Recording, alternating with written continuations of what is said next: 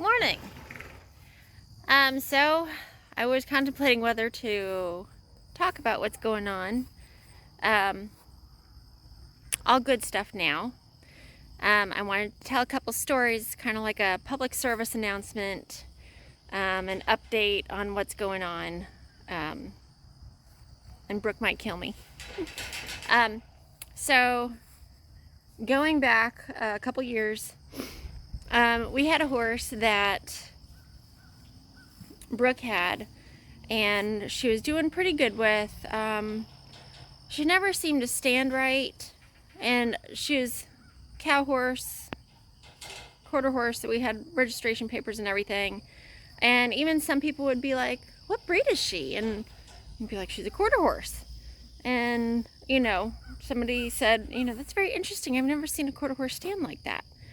And so we had certain little things that we would always notice. First, it was crossing the feet. We thought we taught her to cross over in the front, and now she just only wants to, cross her legs. And Brooke would be getting ready to ride, and she would, be crisscrossing her feet in the front. And then there was a couple of times that Brooke was warming her up and getting ready to, start working her. And 2 times specifically, she completely fell with Brooke. And,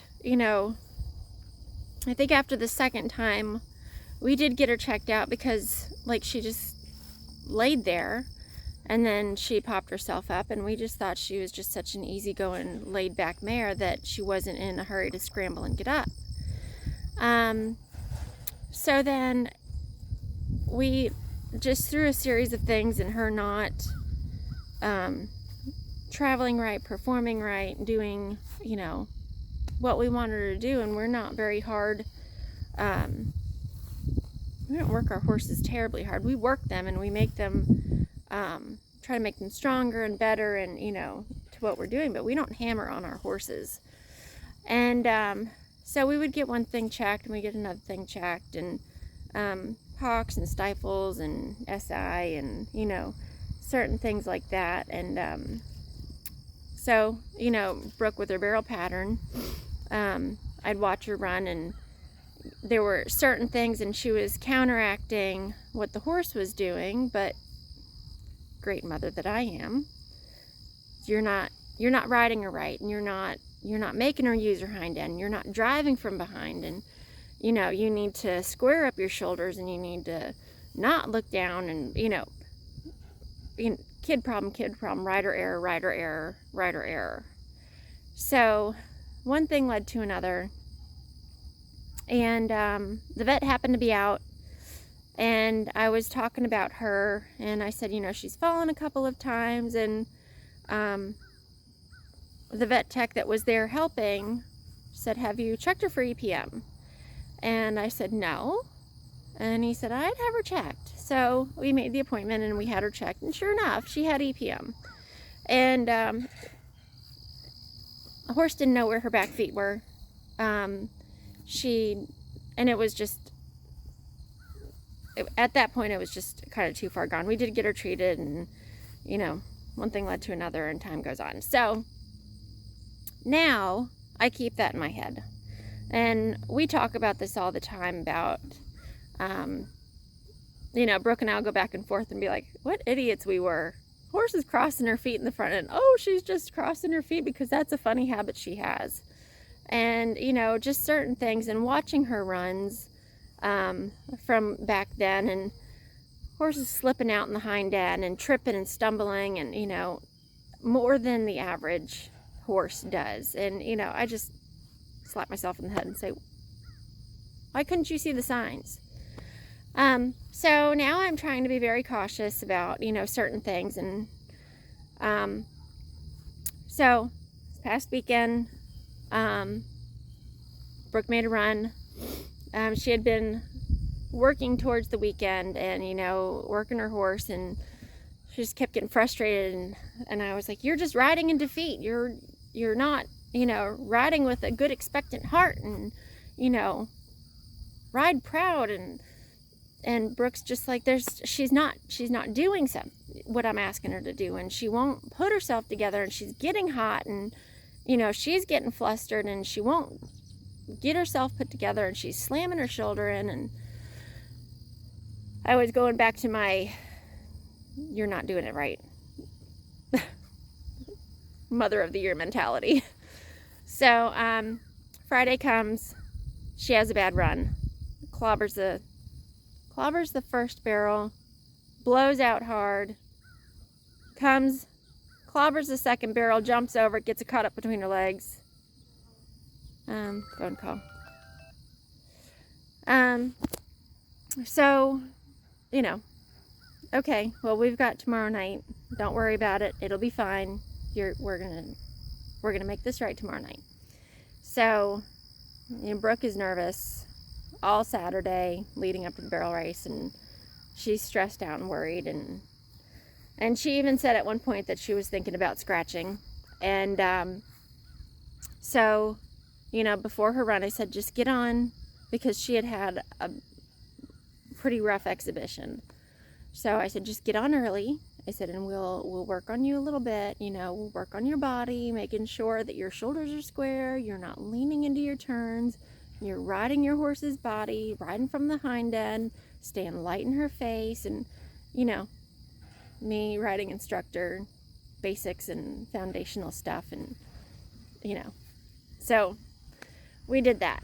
Well, she comes in, I said, just slow it back down. Just, if she's having a hard time adding speed, we'll bring her back and it'll be fine.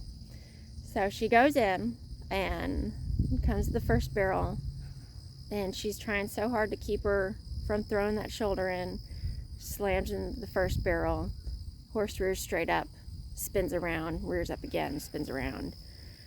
She finishes out her run, and I'm watching Brooke, and she's loping out, holding her mouth, and hysterical crying.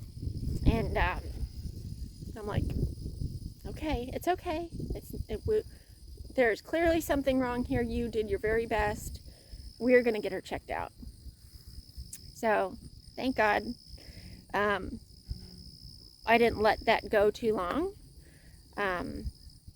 because obviously there is something wrong. And so we're getting it taken care of, and but it's clear signs of why the horse is acting the way she is, because she is not a naughty horse. She is a good horse. She's trying her very hardest, but she was anticipating the pain. So just, listen to your horses, because we go to these barrel races and we go to the shows, and not everything is a pain issue, but there's a lot of things that these horses are going through, and we have to play detective, because they're not speaking out and saying, hey, this hurts, that hurts. They're saying it, but we're just taking them as naughty horses. So we see people jacking and ripping and tearing their horses apart because, they didn't make a turn, they threw their shoulders in, they did this, that, and whatever else. So, yeah. Just a reminder, listen to your horse. They are expensive. That's just the way it is. If you have a horse, that's what you asked for. But in our case, in my mind, they're worth it. And, they didn't sign up for this. We told them that this is what they're doing, and they say, okay. They do the best they can for us. So, I'm very happy that we listened to her. I'm very happy that we did not sit around and drill and drill and drill. I'm very happy that we went straight to our vet, and he got the x-ray machine out, took some x-rays, and it was clear as day what she had going on. And now we've got a game plan, and we can handle it, and we're just going to carry on from here. So I hope you all have a good day. Update on Lucy. Lucy is doing fantastic. I didn't post about her for a little while because we were having a hard time about who was in charge, and that I wasn't just a fly on a horse's back. So that was interesting for a little while, but you know, these, I think it's the stone horses that they just, something snaps. As soon as that light bulb goes off, it's like, holy cow, you're trained finished horse. Pretty much almost finished. Because I ask her to do stuff now and it's not, oh wait, what did you want? It's very clear as day. Move off my leg, side pass, go forward, left lead, right lead, all that good stuff, back up. So she's been so much fun to ride. We took her to a roping pen to sit and watch some cows come out of the chute, and some team ropers roping, and she did fantastic. We brought Lincoln and Lucy, and I think it was that cow horse and Lucy that she was like, I like this. She handled it very well. She was pretty brave, and I sent her on to move some cows around just a little bit and just, you know, follow behind, and I think that was a big confidence builder. So we're gonna continue on and hopefully get some video up of some work that we're doing. But yeah, use the support around you.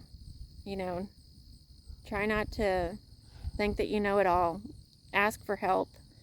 And we are very thankful for the support that we have.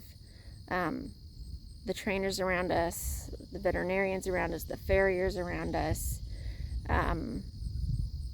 It's really special what we have in this horse community, that we can all work together and that we have this in common. And I'm just very thankful for that. So I hope you all have a great day, and I'll stop rambling now. All right, have a good day. Bye.